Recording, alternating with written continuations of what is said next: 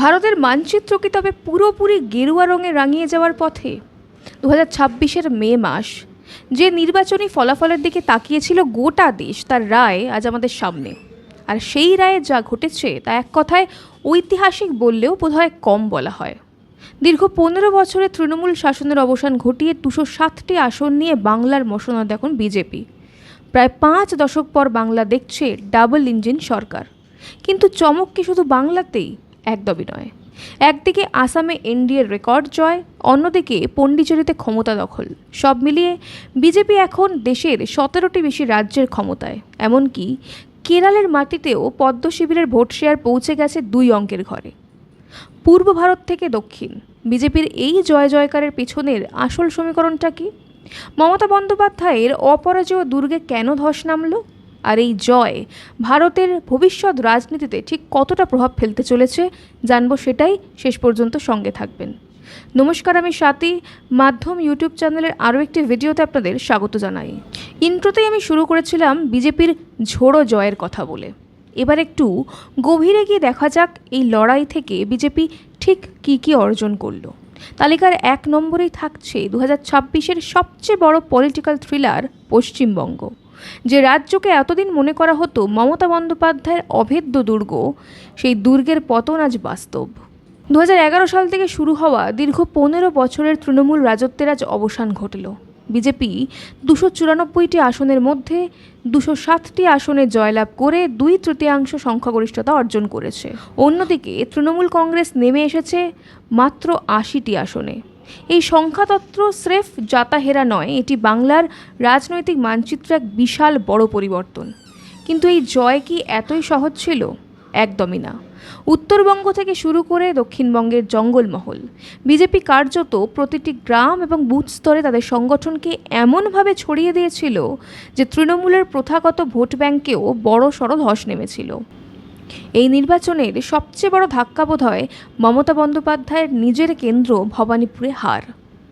নিজের খাসতালুকে এই পরাজয় তৃণমূলের মনোবলকে যে একেবারে ভেঙে দিয়েছে তা বলাই বাহুল্য। শুভেন্দু অধিকারীর মতো নেতাদের নেতৃত্বে বিজেপির লাগাতার প্রচার এবং পরিবর্তন স্লোগান বাংলার সাধারণ মানুষের মনে দাগ কাটতে সফল হয়েছে। এবার প্রশ্ন হলো, কেন মানুষ তৃণমূলের দিক থেকে মুখ ফিরিয়ে নিল? বিশ্লেষকরা মনে করছেন প্রশাসনের ভেতর দুর্নীতির অভিযোগ, কর্মসংস্থানের অভাব এবং সবশেষে বিজেপির কড়া হিন্দুত্ববাদী এজেন্ডার পাশাপাশি তাদের বিকাশ বা উন্নয়নের প্রতিশ্রুতি সাধারণ ভোটারদের মনে জায়গা করে নিয়েছে। বিশেষ করে মতুয়া ভোট ব্যাংক এবং রাজবংশী ভোট পুরোপুরি গেরুয়া শিবিরের দিকে ঝুঁকেছে, যে কারণেই এই জয়ের পথ আরও মসৃণ হয়েছিল। সংক্ষেপে বলতে গেলে 2026-এর এই রায় প্রমাণ করে যে বাংলায় কোনো রাজনৈতিক শক্তি চিরস্থায়ী নয়। বামেদের 34 বছর, তৃণমূলের 15 বছর, আর এখন বাংলা প্রবেশ করলো এক নতুন যুগে। এই মুহূর্তে বাংলার রাজনীতিতে এখন সবচেয়ে বড় আলোচিত শব্দ ডাবল ইঞ্জিন সরকার। 2026-এর এই জয়ের পর 49 বছর পর পশ্চিমবঙ্গ এমন এক পরিস্থিতির সাক্ষী হতে যাচ্ছে যেখানে কলকাতা এবং দিল্লি উভয় জায়গাতেই শাসন ক্ষমতা রয়েছে একই রাজনৈতিক দলের হাতে। কিন্তু প্রশ্ন হলো, সাধারণ মানুষের জন্য এই ডাবল ইঞ্জিনের আসল মানেটা কি? ডাবল ইঞ্জিন মানে হলো উন্নয়ন এবং কেন্দ্রীয় প্রকল্পের সমন্বয়। বিজেপি তাদের নির্বাচনী প্রচারে বারবার এই ডাবল ইঞ্জিন তত্ত্বকে সামনে এনেছিল। তাদের প্রধান দাবি ছিল কেন্দ্রের বিজেপি সরকারের পাঠানো টাকা বা প্রকল্পগুলো এতদিন রাজ্যে সঠিকভাবে বাস্তবায়িত হতে পারছিল না, স্রেফ রাজনৈতিক সংঘাতের কারণে। এখন সেই বাধা দূর হলো। আয়ুষ্মান ভারত থেকে শুরু করে কৃষক সম্মান নিধি, যে প্রকল্পগুলো নিয়ে কেন্দ্র রাজ্য দড়ি টানাটানি চলত, এখন সেগুলো সরাসরি মানুষের কাছে পৌঁছবে বলে দাবি করা হচ্ছে। অর্থনৈতিক সমন্বয় এবং বিনিয়োগেরও প্রতিশ্রুতি রয়েছে। রাজনৈতিক বিশ্লেষকদের মতে রাজ্যের শাসক দল এবং কেন্দ্রের শাসক দল এক হওয়ায় শিল্পায়নের ক্ষেত্রে বাংলা বাড়তি সুবিধে পেতে পারে। বড় বড় শিল্পপতি বা কর্পোরেট সংস্থাগুলো যখন দেখে যে রাজ্যের সঙ্গে কেন্দ্রের সরাসরি সমন্বয় আছে, তখন বিনিয়োগের ক্ষেত্রেও তারা ভরসা পান। হলদিয়া পোর্ট থেকে শুরু করে শিলিগুড়ির কানেক্টিভিটি, এই সব ক্ষেত্রেই এখন দিল্লির সবুজ সংকেত পেতে নবান্নকে আর দীর্ঘ অপেক্ষা করতে হবে না। ঘটল ইতিহাসের পুনরাবৃত্তি। আপনারা কি জানেন শেষবার কবে বাংলায় কেন্দ্রের শাসক দল ক্ষমতায় ছিল? 1977 সালের আগে, অর্থাৎ প্রায় অর্ধ শতাব্দী পর বাংলা এই রাজনৈতিক কাঠামোর অভিজ্ঞতা নিতে যাচ্ছে। বিজেপি এটাকে বলছে সোনার বাংলা গড়ার শেষ ধাপ। বাংলার ফলাফল নিয়ে যখন দেশ জুড়ে শোরগোল, ঠিক তখনই তার পাশেই আরও এক ইতিহাস গড়ে ফেলেছে হিমন্ত বিশ্ব শর্মার নেতৃত্বাধীন বিজেপি। আসামে স্রেফ ক্ষমতা ধরে রাখাই নয়, বিজেপি যা করেছে তাকে বলা হচ্ছে রেকর্ড ব্রেকিং পারফরমেন্স। আসামের 126টি আসনের মধ্যে বিজেপি এককভাবে পেয়েছে 82টি আসন, আর জোট সঙ্গীদের নিয়ে এই সংখ্যাটা এনডিএর জন্য আরও শক্তিশালী। টানা তৃতীয়বার ক্ষমতায় আসা যে কোনো দলের জন্যই কঠিন চ্যালেঞ্জ, কিন্তু আসামে বিজেপি প্রমাণ করে দিল তারা উত্তর পূর্ব ভারতের সবচেয়ে বড় শক্তিতে পরিণত হয়েছে। এই জয়ের পেছনে প্রধান কারিগর হিসেবে দেখা যাচ্ছে মুখ্যমন্ত্রী হিমন্ত বিশ্ব শর্মাকে। তার প্রশাসনিক দক্ষতা এবং বিশেষ করে অনুপ্রবেশ সমস্যা এবং উন্নয়ন, এই দুইয়ের যে ভারসাম্য তিনি তৈরি করেছেন তা সাধারণ মানুষের মধ্যে গভীর প্রভাব ফেলেছে। রাজ্যের আদিবাসীদের অধিকার রক্ষা থেকে শুরু করে পরিকাঠামোগত উন্নয়ন, প্রতিটি ক্ষেত্রেই বিজেপি তাদের পায়ের তলার জমি শক্ত করেছে। সেভেন সিস্টার্স এবং বিজেপির আধিপত্য। আসামের এই জয় শুধু একটি রাজ্যের জয় নয়, এটি পুরো উত্তর পূর্ব ভারতের রাজনীতির জন্য এক বিশাল বড় বার্তা। মেঘালয়, মণিপুর, অরুণাচল থেকে শুরু করে ত্রিপুরা, পুরো সেভেন সিস্টার্স বেল্টে বিজেপি এখন একচ্ছত্র অধিপতি। কংগ্রেসের এক সময়ের এই দুর্ভেদ্য দুর্গে এখন হাত শিবিরের চিহ্ন খুঁজে পাওয়াই দায়। যোগাযোগ ব্যবস্থা এবং সীমান্ত সুরক্ষার ওপর কেন্দ্রের বাড়তি নজর এই অঞ্চলের মানুষকে দিল্লির ওপর আরও বেশি আস্থাশালী করে তুলেছে। বিজেপির এই জয় বুঝিয়ে দিয়েছে যে ভারতের রাজনীতিতে ইস্ট মানে পূর্বাঞ্চল এখন আর কোনোভাবেই ইগনোরড নয়। উত্তর পূর্ব ভারতের প্রবেশদ্বার আসাম এখন বিজেপির সেই দুর্গ যা ভাঙা বিরোধীদের জন্য আগামী বহু বছর এক প্রকার অসম্ভব হয়ে দাঁড়ালো। এতক্ষণ আমরা পূর্ব এবং উত্তর পূর্ব ভারত নিয়ে কথা বলছিলাম, এবার একটু নজর ফেরানো যাক দাক্ষিণাত্যের দিকে। অনেকেই মনে করেন দক্ষিণ ভারত মানেই বিজেপির জন্য কঠিন পিচ, কিন্তু 2026-এর মে মাসের ফলাফল সেই ধারণাটাকে অনেকটাই বদলে দিল। প্রথমেই আসি কেন্দ্রশাসিত অঞ্চল পণ্ডিচেরির কথায়। এখানকার রাজনৈতিক সমীকরণ বরাবরই জটিল, কিন্তু এনডিএ জোট এবার 15টি আসনের ম্যাজিক ফিগার অনায়াসে পার করে 18টি আসন জিতে ক্ষমতা লাভ করেছে। এটি স্রেফ একটি ছোট রাজ্যের জয় নয়, বরং তামিলনাড়ুর কোল ঘেঁষে থাকা এই অঞ্চলে বিজেপির আধিপত্য প্রমাণ করে যে দক্ষিণের রাজনীতিতেও তারা এখন বড় খেলোয়াড়। আর এই নির্বাচনের সবচেয়ে বড় সারপ্রাইজ বোধ হয় কেরালা। যে রাজ্যে বিজেপিকে বরাবরই বাইরে রাখা হতো, সেখানে এবার তারা শুধু খাতাই খোলেনি, বরং 3টি আসনে জয় পেয়েছে। আর সবচেয়ে চমকপ্রদ তথ্য হলো তাদের 11.42% ভোট শেয়ার।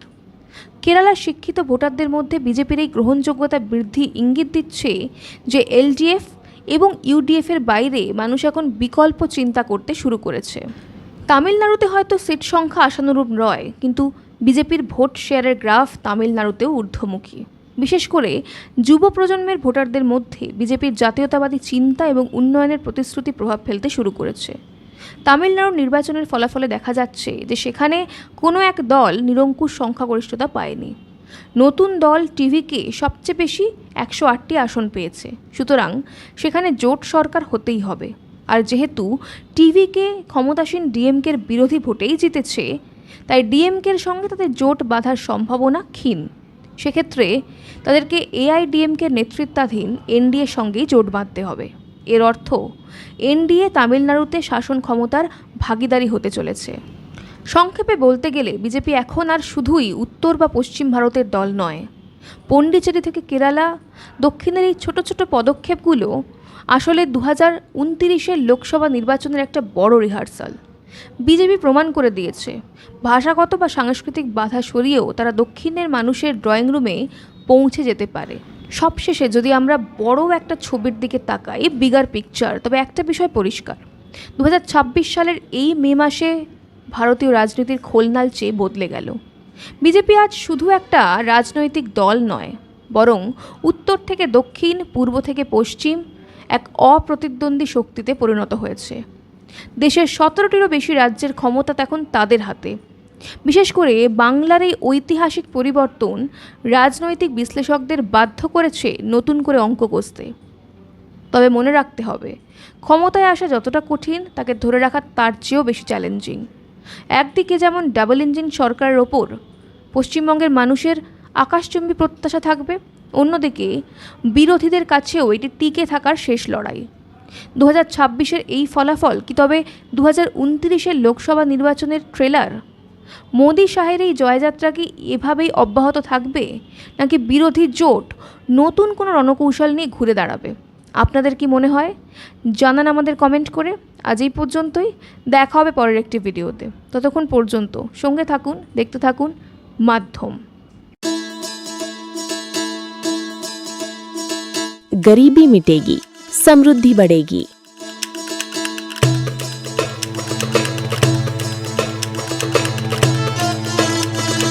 यही संकल्प है प्रधानमंत्री नरेंद्र मोदी जी और मुख्यमंत्री मोहन यादव का।